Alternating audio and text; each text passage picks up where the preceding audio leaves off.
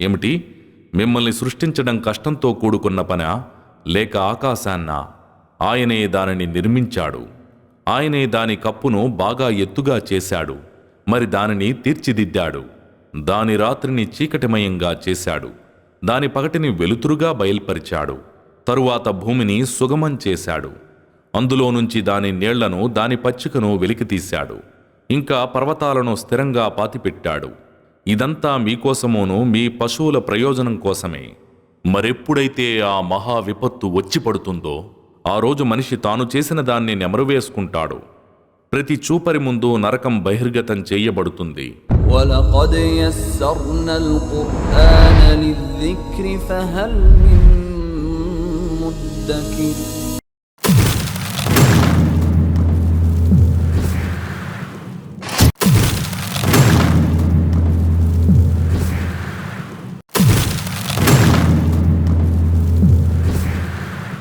79వ సూర అన్-నాజియాత్. వెలికిలాగేవారు.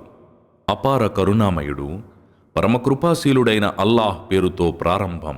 మునిగి నిర్దాక్షిణ్యంగా ప్రాణాలు లాక్కుపోయే వారి సాక్షిగా, ముడిని విప్పి విడిపించేవారి సాక్షిగా, తేలియాడుతూ పోయేవారి సాక్షిగా, వేగంగా దూసుకుపోతూ ఉండొకరిని మించిపోయేవారి సాక్షిగా, తమ ప్రభువు అప్పగించిన పనులను పగడ్బందీగా అమలుపరిచేవారి సాక్షిగా.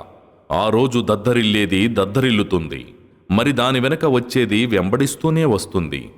ఎన్నో గుండెలు ఆ రోజు భయంతో దడదడలాడుతాయి. వారి చూపులు క్రిందికి వంగి ఉంటాయి. ఏమిటి, మేము మొదటి అవస్థలోనికే మళ్లించబడతామా అని వారడుగుతున్నారు. మేము కృషించిన ఎముకలుగా మారిన తరువాత కూడానా? మరైతే ఈ మళ్లింపు నష్టకరమే అని కూడా వారంటున్నారు.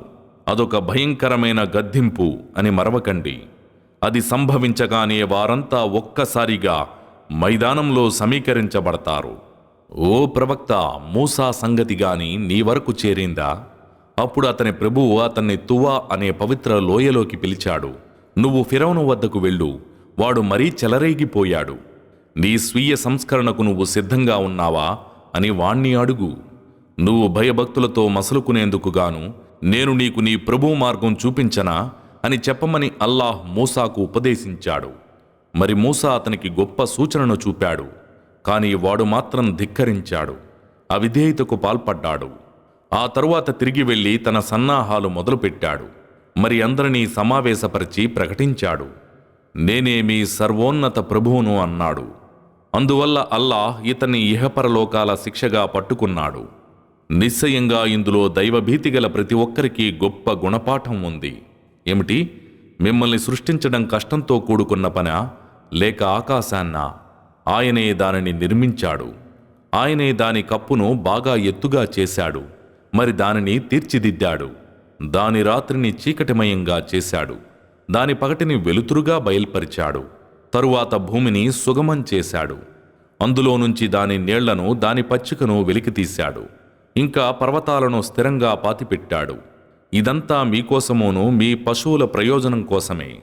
మరెప్పుడైతే ఆ మహా విపత్తు వచ్చి పడుతుందో, ఆ రోజు మనిషి తాను చేసిన దాన్ని నెమరువేసుకుంటాడు. ప్రతి చూపరి ముందు నరకం బహిర్గతం చేయబడుతుంది. కాబట్టి ఎవడు తలబిరుసుగా వ్యవహరించాడో, మరి ప్రాపంచిక జీవితానికే ప్రాధాన్యమిచ్చాడో, అతని నివాసం నరకమే అవుతుంది.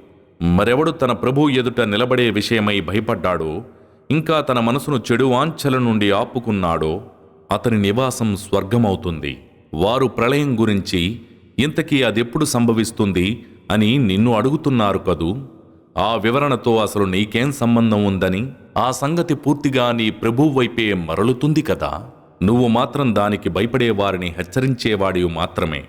వారు దానిని ప్రత్యక్షంగా చూసిన నాడు తాము ప్రపంచంలో కేవలం ఒక దినములో అంత్యభాగమో లేక దాని ఆరంభ భాగమో ఉండి ఉంటామని వారికి అనిపిస్తుంది.